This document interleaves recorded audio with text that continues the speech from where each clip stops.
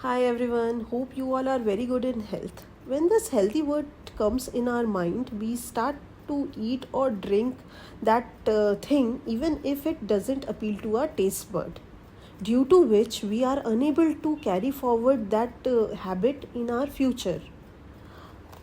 What we can do, we can just combine the health with the taste, which will not only enhance the taste but will also enhance few more properties to it. Here I am making chamomile tea, which is a form of tea which is good for general health and also for women's uterus health.